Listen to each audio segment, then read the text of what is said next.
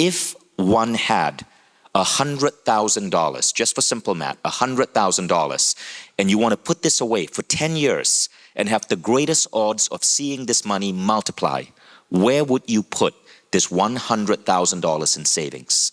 That's the question, and that's what we're going to be talking about in this episode of the Mind Valley podcast. So welcome our special guest today, Jaspreet Singh. Well, first off, thank you for having me. Before we go into where to put this 100 grand, we want to understand where's the advice coming from. Now, you grew up in an Indian family, right? Correct. Which means becoming a YouTube star was not something your parents were pushing you to do. They were probably disappointed with you. Disappointed, I would say, is a little bit of an understatement. We could put it this way. When my mom found out that her son was not going to be a doctor, she was on the border of going to the hospital. It took my mom a year and a half to believe that her son was not going to be a doctor. My dad was so angry because when you grow up in a traditional Indian house and your parents tell you you need to be a doctor, this isn't like a recommendation. This is like either you become a doctor or you're no longer a part of our family. It's a really hard kind of line that gets created. And so from the day that I was probably 1 year old, everybody in my family's friend circle and our family circle knew that Jaspreet Singh was going to grow up and become an ophthalmologist or a dermatologist. Like it was that specific. 1 year old. At 1 year old. Yeah, I don't know what is it with Indian parents. My Indian parents are in the audience. Mom, Dad, what's up with you guys? My mom is waving a finger at me. Does that mean you're disappointed that I'm not a doctor? So, what happened? So what happened was I started learning. Well, I knew I wanted to become successful because I saw how hard my parents were working. My dad was working around the clock, 6 or 7 days a week consistently. And I wanted to then buy my dad's time back because I wanted to spend more time with him. And so that made me realize I wanted to become financially successful. Now, I couldn't say I wanted to be rich because that was a very bad thing. But my intention for wanting to become financially successful wasn't to hoard a whole bunch of money and material things. It was, I want to spend more time with my dad. And I think it was that understanding of how does money play a part in your life and why do so many people put a smokescreen around this topic of money that really got me intrigued about learning about money. And by learning about money, that was, for me, when I was in middle school, there's an Indian drum called the Tol. And I went to India when I was in middle school and I really was intrigued by this drum. And I bought it from Punjab. And I brought it back to America and I started learning how to play it in my bedroom. And I played it for my uncle's wedding. I was 12 years old. The DJ at that wedding said, hey, do you want to make a little bit of money playing this drum at other people's weddings? I said, heck yeah. So I was 12, 13 years old and he started paying me like $50 at a wedding to play this drum at other people's weddings. That got me to meet a lot of the other local Indian DJs who then, when I was in high school, proposed the idea to start hosting teen parties for kids in my high school. I said, okay, that works. So then we kind of created this teen party business when I was in high school. We started hosting teen parties, making a little bit of money. Actually, the first party that we did, we made $4 of profit. The DJ made $2, I made $2 at the end of the night. So it was like it wasn't really about the money, it was more about the experience. It was a decent start. Yeah, and we were having a great time too. And I was learning. And so that was my experience into the entrepreneurial world. I took that education and knowledge to the same university you went to, the University of Michigan. But interestingly, I didn't know that people go to college to party. I didn't know that people drank alcohol in college. So, and that's funny because we both went to the same university, the University of Michigan. I graduated in 99, you graduated in 2007. 2013, yes. 2013. And so I got to U of M. And it's kind of funny because the day that I left for college, my mom was in the kitchen. I said, bye, Mom. She said, where are you going? I said, I'm going to college. She said, oh, when are you coming back? I said, I don't know. And I got a call later that evening from my dad. He said, where are you? I said, oh, I'm at college. He said, when are you coming home? I'm not sure yet. I had no idea what to expect in college. Like, that's how oblivious I was. I only applied to one college, which was the college that I got into, fortunately. I had no idea what to expect. My parents didn't go to university here. I didn't know people that went to university. I didn't know people partied in college. I didn't know people drank in college. I also didn't know where people got the money to drink in college. So I got to the University of Michigan. I parked my car. I brought him a microwave and my sleeping bag because I thought he slept in a sleeping bag in college.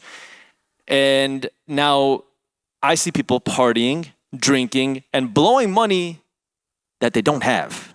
And now I'm like, wait, hold on. I thought everybody was here trying to achieve some level of success in college. Why are you guys partying? Shouldn't you be in the chemistry lab doing some like important stuff? And that was when I was like, okay, how about I take this teen party business that I had in high school, bring it to college, because I don't drink. I'm not really into the party scene. And so that was kind of my, now into college, I started hosting parties. And that was when I started making more money. And when I realized, oh, you can make money without a degree? That's interesting. Well, what can I do with this money? And that's when I started learning about investing. I started learning about financial education.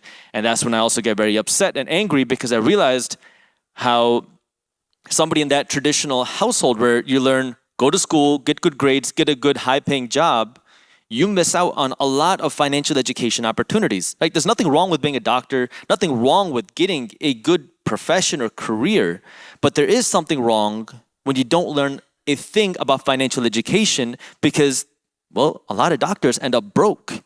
And you might not think so because you think, oh, they're making a lot of money. And overworked. And many times overworked. But just because you make a lot of money doesn't mean you're going to make a lot of wealth. And that was the key thing that I realized, that there's a difference between financial education and the school education that we're taught. Now, like what you do here at Mind Valley, you guys are really going outside of the school education because there's a huge lack there. I focused just on the financial side. That's all that I saw because I realized there was such a lack of what is investing, what is dividends, what is cash flow, what is wealth. I've never heard of these things before. And in a traditional Indian house, I had never heard of the concept of entrepreneurship or investing. I had nobody in my family was an investor or a real estate investor. I had never heard, I didn't even know you could do that. And if you don't learn that in your home, if you don't learn that in school, where are you going to learn it? And that was the thing that, if you grow up with rich parents, your parents are going to tell you how to stay rich, hopefully. But if you don't, then where do you learn that? And that's where this. And where do you learn it? Well, I started learning with books. The first time I read a book cover to cover was on a flight to India, because this is back in the day before they used to have those nice TVs on planes. If you remember those days, you used to have the one little TV in the aisle of planes, and you'd be on a plane for 20 hours. And when you're sitting on a plane in economy class like this for 20 hours with nothing to do, it gets very boring, very stressful, and very difficult. And so I would take books with me, which I'd never read, but I happened to bring a financial book, and that was the first time I read a book cover to cover because it actually intrigued me. Now, can I ask what book that was? It was called Rich Dad, Poor Dad by Robert Kiyosaki. How crazy is that? We have a lot in common. That was the first financial book I read too. Really? Yeah, Rich Dad, Poor Dad by by Kiyosaki. He had a follow-up book, The Cash Flow Quadrant. Yes. And both those books were among the books that helped inspired me to become an entrepreneur. The other was the guy that Kiyosaki actually learned from, which was Robert Allen, yes, who wrote Multiple Streams of Income. Yes. So I read his book first, and that was the first time I learned about money and investing. And I was like, holy moly, you're telling me there's a whole world of things outside of science and math? Because in my house, my English grades didn't matter. My history grades didn't matter. The only grades that mattered were math and science. And then I read this book and I was like, whoa, there's a whole world of things that I had no idea about. And then I started reading more books. I started reading more books.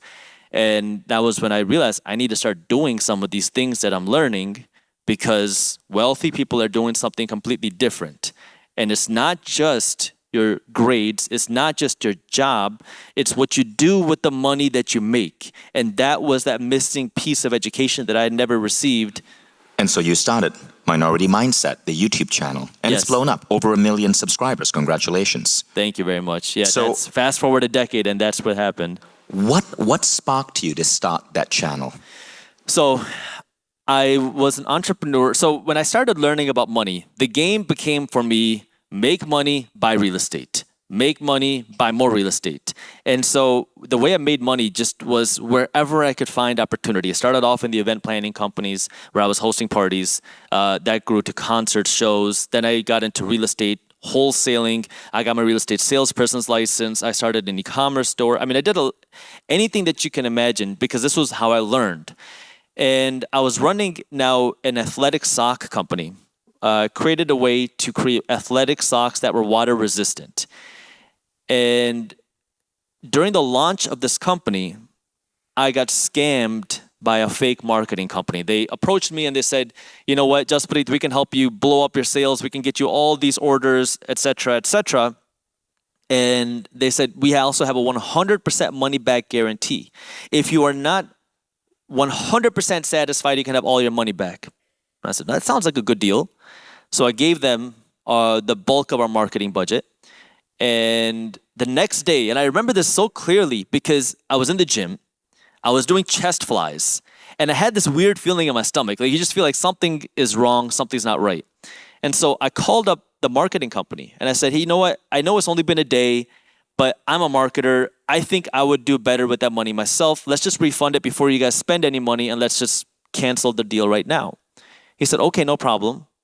Just give me a minute. He puts me on hold, and now I'm getting really frustrated because my whole workout's getting messed up because of how long I'm on hold.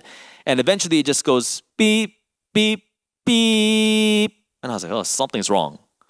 And so I call back. Now it says this number cannot be found. I called the other number that I have. No one's picking up. And that's when I found out that I got scammed. So they took my money and I never saw it again. Now the launch of that company still did very well. I think we sold like $21,000 worth of socks in the first 30 days. But I was so frustrated because every time I started a new venture, I got screwed over in some way. And by this time, I'm finally starting to see some success. I was like, you know, I want to do something so other entrepreneurs, other people who think different like me, have some sort of guidance so you don't keep getting screwed over. So I went onto a platform called Udemy. This is a long time ago now. And I launched a class on how to launch a business without getting screwed over.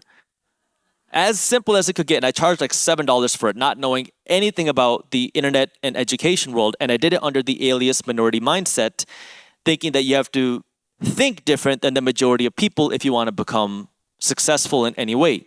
So I launched this class. And the people that were enrolling in the class really liked it. And they said, hey, can you start a social media page, an Instagram page? I said, okay.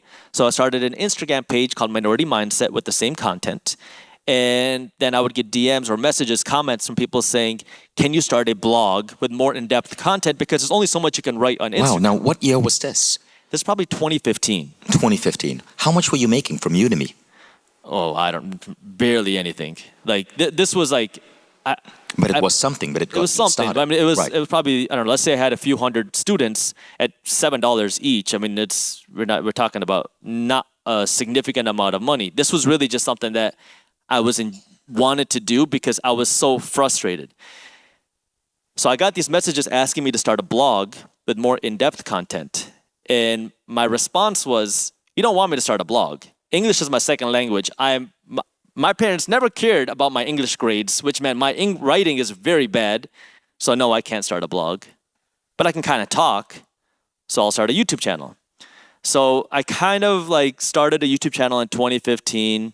In 2016, I decided to make more videos. And at some point, we had grown to like 10,000 or so subscribers. And this was before YouTube had any sort of monetization requirements. So anybody could monetize any channel, any video with any amount of views or videos. And my friend, good friend of mine, came up to me and he said, how much money are you making on YouTube? I was like, what are you talking about? He's like, you know, from your videos on YouTube, like how much money are you making from advertisements? And my response was, again, what are you talking about? So he goes with me onto the back end of my YouTube channel and he's like, you know, Jaspreet, if you click this button right here, your videos can start showing advertisements and you can start making money from your YouTube videos. I was like, are you serious? So I said, okay, let's click that button. I didn't know what that was going to do. I was like, is it going to mess up the channel? He's like, I don't think so. So let's push it. The channel was still there. I was like, all right, cool. And now the channel started to make a little bit of money. Now I should also premise that a little bit of money is a little bit of money, because now I don't know if I was in law school still or I'm an attorney, but I'm not working as an attorney because my sock business was my full-time business. This was like my hobby. And I think the first check that I got was 18 months into YouTube. And I don't remember the exact number, but I think it was like $254 was my first YouTube check. So it was not a lot of money considering the amount of work it takes to put out, let's say, 3 videos a week, every week for 18 months. But I really enjoyed it. That was why I did it, because I had that real And now, frustration. flash forward, I'm curious. At 1 million subscribers, how much can you make on YouTube? Just from advertisements? If you're making a million views, let's talk about views because it's easier to calculate. Right. If you're making 1 million views, you can comfortably make $8,000 to $15,000 to $20,000 off of that 1 million views. Wow. $8,000 to $15,000 off 1 million views. 8 to 15 to 20,000 off of 1 million views, just off of the advertisements. And then if you have a sponsor on top of that, so let's say you show a video that gets 1 million views, you might get $10,000 in advertising revenue. Then if you have a sponsorship, now you might be able to charge, say, $10,000 or $20,000 for a sponsorship to put a sponsor in that video. So you could make easily $25,000 if you have 1 million views on YouTube. And then if you have your own business on the back end, let's say you have some product that you can sell and you can show it to a million customers, viewers, then now you can just double what you just made off of there for that one video. But this is the tricky part, because now when I think people hear that, you think, oh, wow, I'm going to load up my video with sponsorships and ads and sell a whole bunch of things on my videos. Well, if you do that, no one's going to watch your videos. Right? Because so nobody likes careful about it. Exactly. You have to, in order to get someone to watch your content, there has to be value. And that value is not you selling stuff.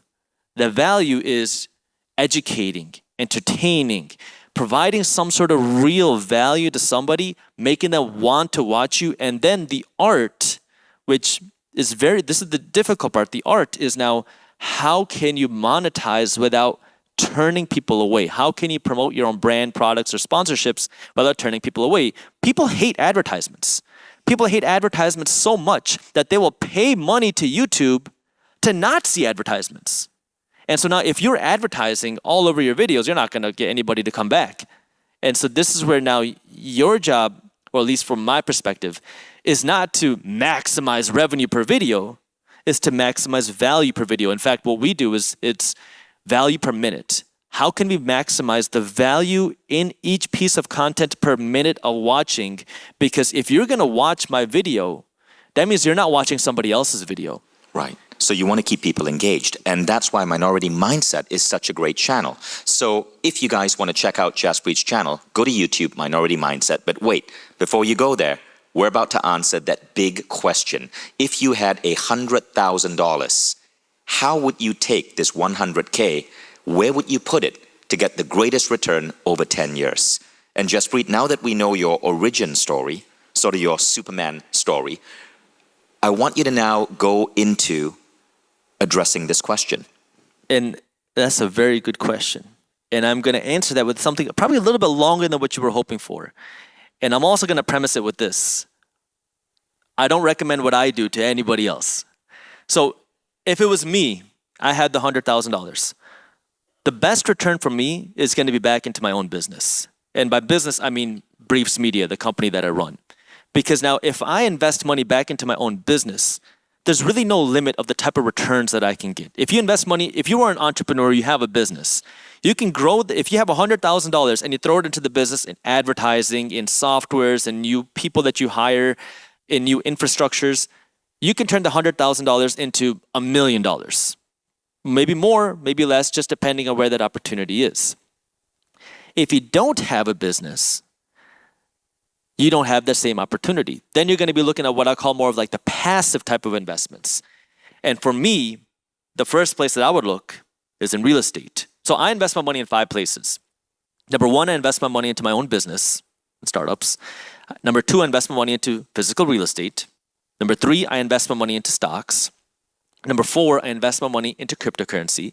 And number 5, I invest a little bit of money, about 2% of my total portfolio, into physical gold. So 2% of my portfolio is physical gold. 18% of my portfolio is what I call speculative. That's my cryptocurrency, that's my startups, and then I have stocks and then real estate from there. So if I had now $100,000, I'm looking for the best return possible, the best financial return possible, the most impact possible. I'm gonna put it back into my own business because that's where I can work to grow that money. Right, and this is common sense advice. If you have a business, you want to take a portion of the profits of your business and put it back into the business to scale it. That's how, with no bank loans, with no investors, I took Mind Valley from our first year we lost $300. And then almost 2 decades later, we were doing 110 million in sales a year, right? Just from reinvesting money in that business. And so that's really practical advice if you have your own business. Now, of course, you want to be smart about it. But if you don't have your own business and you have 100K, you have a regular job that you love, you're earning money, and you've saved up 100K. Again, this is just easy math. You can apply the same formula if you have 10K. What you're saying is, number 1 is real estate. Number 2 is stocks. And then the rest is basically crypto, followed by physical gold. Physical gold, okay. Yeah. So the physical gold, I don't consider an investment. I look at gold as an alternative way of saving money. The way I can best phrase it is, if I had $10,000 worth of cash and $10,000 worth of gold, and I took both of these things and in my backyard, I buried them today, and then 10 years from now, I went and dug them up, my theory is that the gold is going to have more buying power than the cash. So it's like doomsday insurance, it's a little bit of a hedge against inflation, and it's an alternative way to save money. It's not a huge piece of my portfolio. Gold doesn't do anything. It doesn't provide me any cash flow.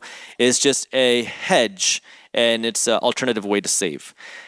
I love real estate. And the reason why I love real estate is because of 3 things. Number 1, you own a tangible asset, something you can see, feel, and touch. When I invest in a stock, I don't actually own any machinery. I don't own any buildings. I own a piece of paper that says I own a piece of the company.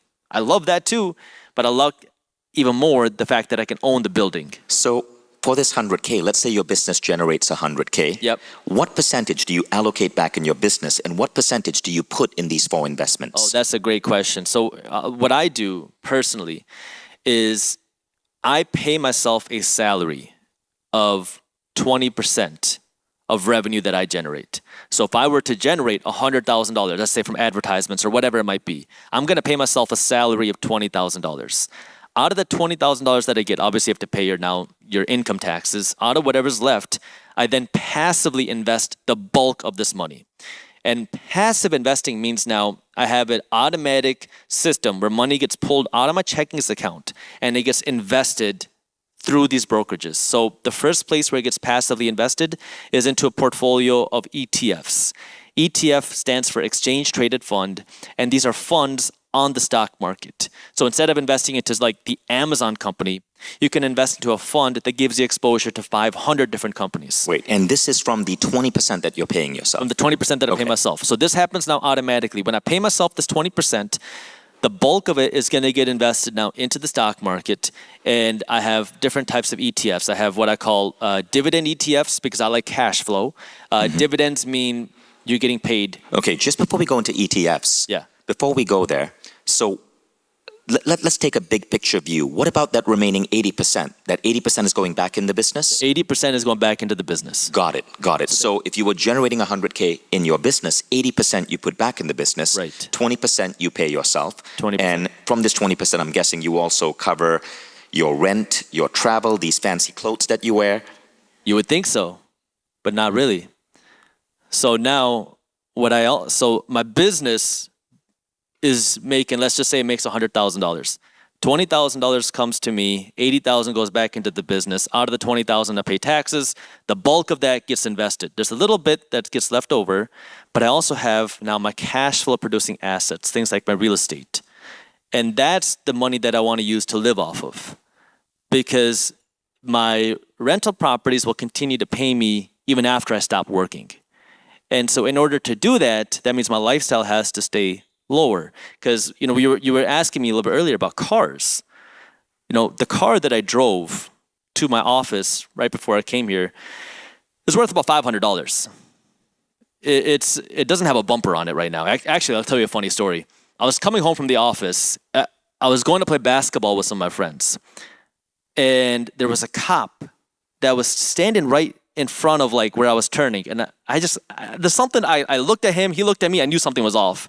I turned and he immediately came behind me and I was like, oh man. And so I was very careful, driving slowly, following the limits. He turns on his lights and he pulls me over and I'm getting late for basketball now. And at this time I got all my lights on in my car, my gas is low, the tire pressure is low, my oil needs to be changed. And he comes up, he looks at the back of my car. He can't see my bumper, the license plate, because it's on my back window, because I don't have a bumper right now. And my back window is tinted. So I'm also an attorney, so I know some of the rules, but I didn't tell him that. Anyway, so I have my license plate on my back window, and he comes up to me and he says, you don't have a license plate.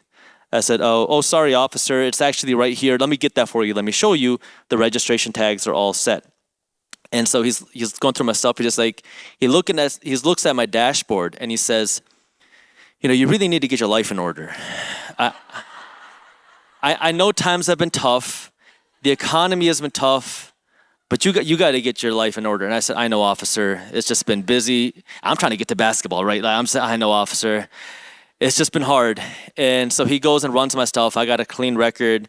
He's like, you know what? I'm going to let you go today. I'm not going to give you a ticket. I'm just going to give you a verbal warning.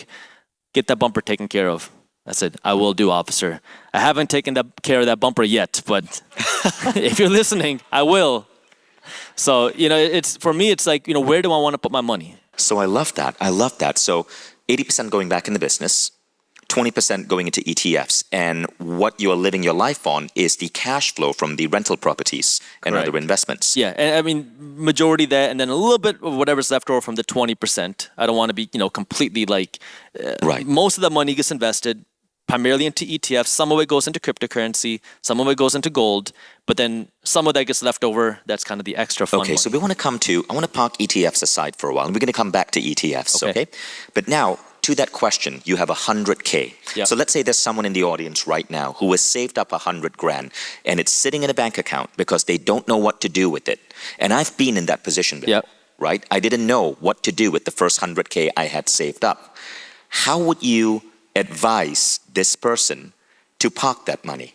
Well, the first thing that I would say is if you have $100,000 sitting in a bank, look into a high interest savings account, because now there are high interest savings accounts, banks that are FDIC insured in the United States that will pay you 3, 4, even up to 5% in interest just on your savings for sitting there doing nothing.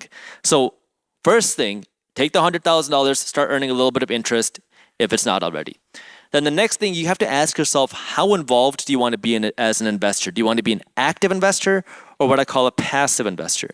An active investor is somebody who now is going to manage their investments, not be a trader, not be a flipper. That's not investing, but rather actually manage their investments. Like if you go out and you buy a rental property, that's an active investment because now you have to look for the deal. You have to find the tenants. You have to find the property manager. You have to find the contractor. It takes time. That's active. If you want to go out and invest in, say, individual companies, Amazon or Apple, you got to research the companies, look at their financials, do all that work. That takes time, and you want to listen to their earnings calls. That's what I call active investing. Passive investing is now, instead of investing into an individual company, you invest into a fund. Instead of investing into an individual real estate deal, you invest into a syndicate deal or a crowdfunded deal, which means you have another investor or developer who's going to manage the deal for you. They're going to do all the headache, all the hard work. You just got to give them your money. And if it goes well, you're going to get your piece of the return. So that's active versus passive investing. And so now the next question you have to ask is, how involved do you want to be? And if you say, yes, I want to be involved, then you ask, would you rather be involved in something like stocks or something like real estate? I don't recommend going into something more speculative, especially if you're just starting off.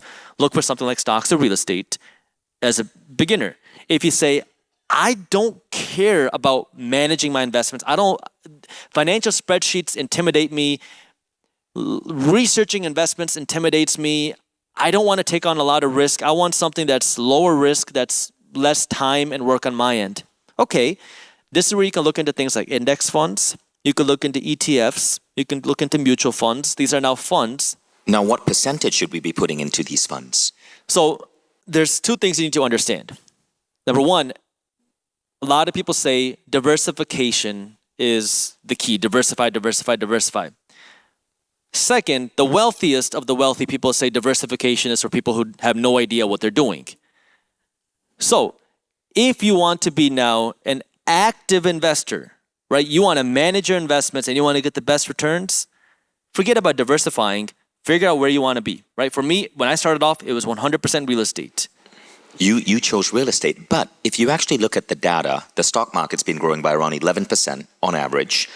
The real estate economy in America around 3.5%, if I remember those numbers right. So why real estate? Well, real estate is more than just appreciation of properties, because in real estate, you get the physical asset, number one. You get cash flow, which is many times not included in that number, because now when I go out and invest in rental properties, I'm looking for a 7% cash on cash return on my money. So if I invest 100 grand, I want $7,000 worth of profit. And then the third factor, which is one of the most difficult to calculate factors, is the tax breaks. As an attorney who is not your attorney, I can tell you that real estate has some of the biggest and best tax breaks that our tax code has to offer, which means if, let's just say, you made $7,000 in profit from that rental property, there are ways strategically, legally, that will allow you to tell the IRS, hey, I made $7,000 worth of profit, but I'm only going to pay taxes on $2,000. Maybe even $0, because there are a lot of tax breaks, such as, number one, the depreciation deduction, which says, hey, my property is 1 year older, even if it's worth more money. My property is 1 year older, so I deserve a write-off on my taxes. Or you get to say, hey, I need this truck or car for my rental property business because I have to drive to and from my property. I deserve a write-off for that. I had to have dinner with my realtors and my brokers and my property managers. I deserve a write-off for that. I had to go to Hawaii to look at some real estate. I need a write-off for that. So these are things that the tax code says, which you need a good tax advisor to do this. Don't go out and try. The IRS tax code is over 2,000 pages long, and I have read a lot of it. It is extremely confusing. I love that you're a lawyer and you went into this and found these loopholes. Well, I didn't find them myself. I don't have the patience or the brain capacity to read all those words and find them. I've been fortunate enough to find good advisors, good accountants. And you have enough of a background to know which loophole you should be paying attention to. Yes. So, that's where now, right? An active investor, you figure out where what's the best book, other than your channel on YouTube, Minority Mindset, what's the best book you'd recommend on investing in real estate? So I would say the first thing is, you don't have to like me. You don't have to watch my content. I'd rather somebody be financially educated. If you don't like, that's the beauty of YouTube, is if you don't like it, hit the X button, go to somebody else. I'd rather somebody be financially educated. Now, where do you learn real estate? I think my favorite book, I don't have any books, but my favorite book is Real Estate Investing by Gary Eldred. He's got a few different versions of them. Just read the latest one. That's an amazing book. There's a book by Robert Kiyosaki's team, actually, called like the Big Book of Real Estate, which was really interesting because it explains all the different types of real estate. Because when I think real estate, oftentimes I'm thinking residential, single-family homes, apartment complexes. But that's not what a lot of people think. Some people are thinking hotels. Some people are thinking medical office. Some people are thinking regular office. Some people are thinking storage. Some people are thinking like retail buildings. So there's a lot of different types of real estate. And there's a lot of different ways you can do it, just understanding what are the different opportunities. Now, the book I recommend is Nothing Down by Robert Allen. A new version came out, Nothing Down for the 2000s by Robert Allen. Robert Allen was the original guy who popularized buying and flipping houses really quickly. He was all over the news. He was on Fox, and his challenge was, drop me in any city, give me $100 in my pocket, and within 72 hours, I will own 2 or more properties. Right? So he is the guy that Robert Kiyosaki learned from. Kiyosaki told his wife, do what this guy is doing. And today Kiyosaki has 6,000 properties. He owns 6,000 pieces of real estate. Robert Allen suggested that you buy 2 homes and he says, look at homes that are slightly below the median price of the market that you're looking at, but 2 homes a year. And he turns it into a machine. And the cool thing about now your home is now how can you house hack your own home? Because a lot of times we grew up being told that the home that you live in is the biggest investment you'll ever make. But let's think about that for a second. Because who does that home really benefit? And I'm going to tell you the long answer because I'm also a realtor. And when you're a realtor, you learn how to sell homes because the bigger home you sell, the more commission you get. Now, this does not mean realtors are bad. They're in the business of trying to help you find your dream home. But if you can't make the payments on your home, the realtor doesn't care. They got their commission check when they sold you the home. Your banker also doesn't care. They get their check when you sign the paperwork and you get the mortgage. The bigger mortgage you get, the more money they make. Your home that you live in ends up becoming a money pit until you ultimately sell it. And then you have to hope that you can sell it for a profit. We've seen times when real estate goes down and we've seen times when real estate goes up.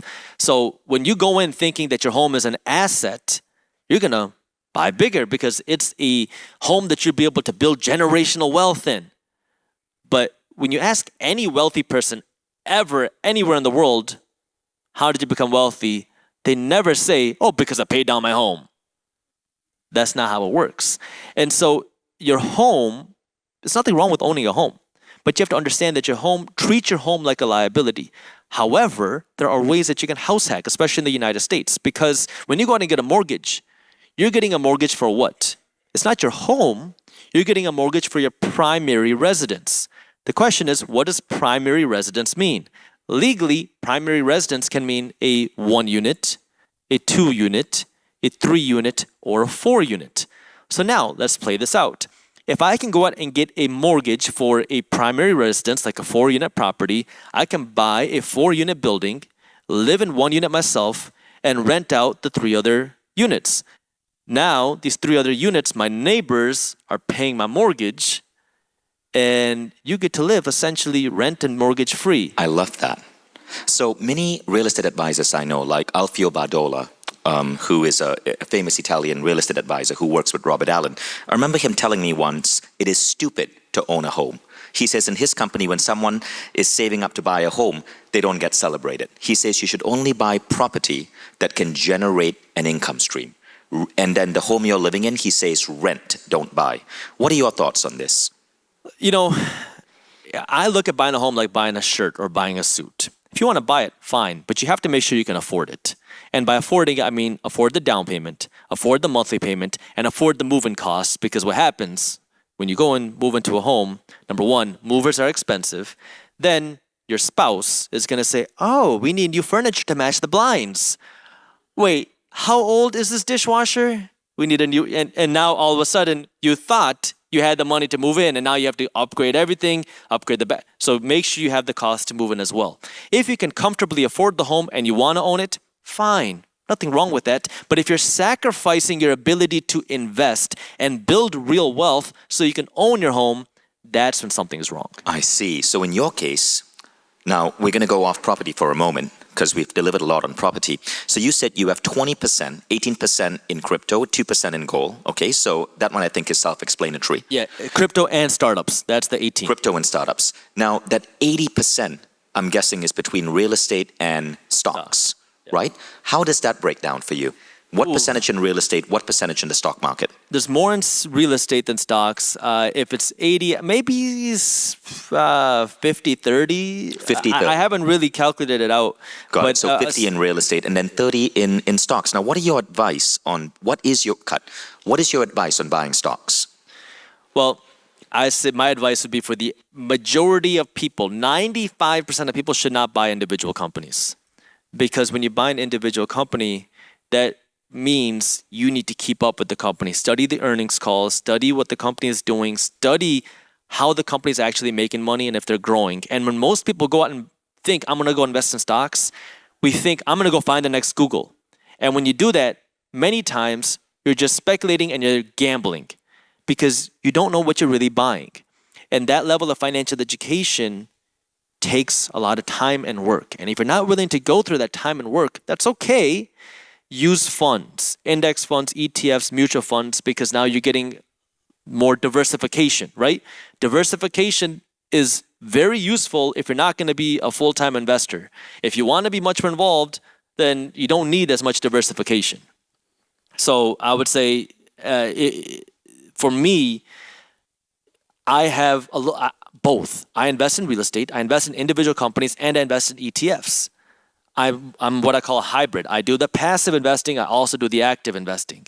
And what I advocate is not that you have to be a real estate investor or that you have to be a stock market investor. It's that you have to get financially educated.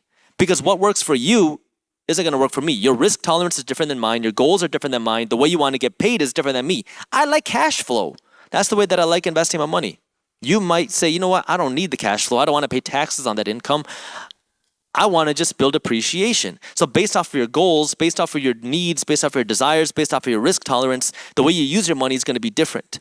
And so what I'm saying is just get financially educated so you can make the smart decisions for yourself, and do not just blindly rely on a financial advisor. Financial advisors, for some reason, don't like me. I'm not saying don't use a financial advisor, but the reason why they don't like me is because I say understand what they're doing and make sure their best interests are aligned with you. Because sometimes, not every time, but sometimes a financial advisor is going to have the interest of making you be less financially educated, because that means they can charge you higher fees. And that's where it pays to be financially educated, because now you can make sure that your advisor is doing things that are in line with what you are looking for. And it's just like going into a doctor for a visit. If you know the basics of health, and you know, I don't want to be on pills, or I don't want to go through this regimen, you can ask the doctor follow-up questions. And if they keep prescribing you medication that you don't want to be on, maybe you get a second opinion or a third opinion. And it's the same thing here. Unless you have that basic level of financial education, you don't even know what questions to ask. What about blue chip stocks, like the sure bets, like Apple? Well, every company has a lifespan. Sears was the category killer. Bed Bath & Beyond was a category killer.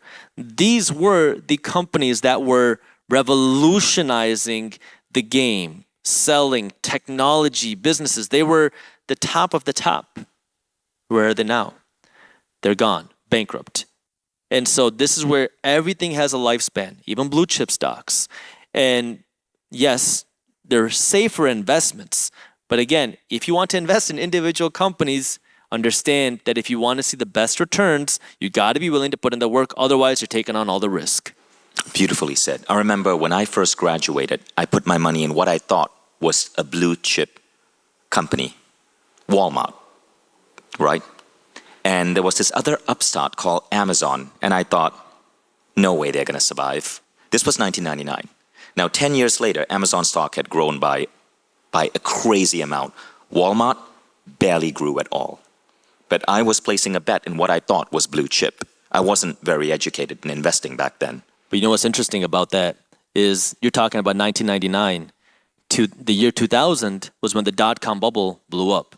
Amazon stock fell by over 90%. True. And what happened was people that bought Amazon then in 1998, 1999 saw the crash happen, and they sold, because now you panic, just like everybody else, right? Sentiment drives a lot of movement in the markets.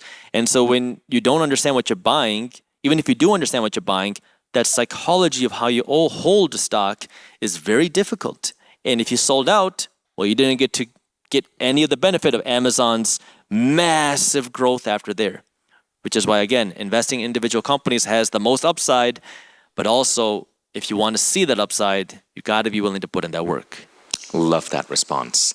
Thank you. So Jaspreet, thanks for breaking it down. Can you give us a rough summary of everything you've said so far in terms of where to put that 100K so it's locked into people's mind, at least in terms of how they should think about this question? Yeah, so the first thing you have to ask yourself is, number one, would you rather be an active investor or a passive investor? Active investor meaning you want to be involved with your investments. Passive meaning you want to not be so involved with the time and risk with your investments. If you want to be an active investor, now you have the ability to invest in something like real estate, or you can invest in individual companies. When you're making this decision, what you have to ask yourself is, how do you want to get paid? Do you want to get paid with cash flow producing real estate or dividend paying stocks? Or would you rather get paid with appreciation? As you ask that, then you have to ask, how involved do you want to be? Do you want to be involved in a physical asset like real estate or something like stocks, a paper asset? The next question on the other side is, if I'm a passive investor, I don't want to sit here and manage, find investments and research my investments and spend all my time doing that with investments. As a passive investor now, where can I invest my money? Well, okay, I can invest in stocks and real estate again. With real estate, this would be something called syndicate deals. If you don't know what that is, there are real estate investor conferences all over the world. There's always investors and developers looking for money. You can give them some money, then they will give you percentage ownership in a deal. With stocks, this is where you can look into things like index funds, ETFs, and mutual funds as a way for you to get more diversification. More diversification for somebody who wants to be more passive, less diversification for somebody who wants to be more active. Once you start to build that foundation, you build, the foundational part of your portfolio, then you can start looking at things like speculative investments. You can look at more hedges and things like that, but don't go and just start dumping your money into speculative investments until you build at least some sort of foundation for you. But the key before all of this is, in order for you to really achieve any wealth or any sort of success financially, is you have to use your money as a tool to make yourself rich first before you go out and spend all of your money to make everybody else rich. So before you go out and buy all the nice stuff, buy the assets for yourself first, because it is your duty to make yourself rich, and no one else is going to teach you how to do that. I love that. Now, before we wrap up, you did mention ETFs. Help address that for a moment. What is an ETF and why should we be paying attention to it? Sure. So an ETF stands for Exchange Traded Fund. And ETFs, we can think of it like a group of companies. So for example, there's an ETF for the largest 500 companies on the stock market. The largest 500 companies on the stock market is called the S&P 500, and there are funds that will give you exposure to the S&P 500. So instead of going out and investing in all 500 companies, you invest in this one thing, and that will give you exposure to the top 500 companies. One example is SPY. Again, I'm not telling you what to invest in, but SPY is an ETF that will give you exposure to the top 500 companies in the stock market. So there's ETFs for literally anything.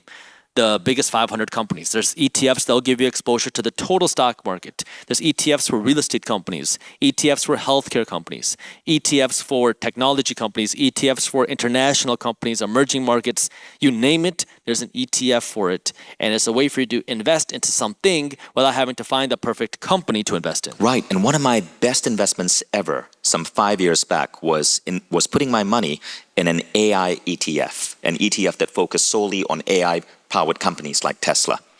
Amazing. And you got in before the AI boom. I did, right. So that was one of the smartest investment decisions I made. But thank you so much for having this conversation. I admit, I made a mistake as an entrepreneur.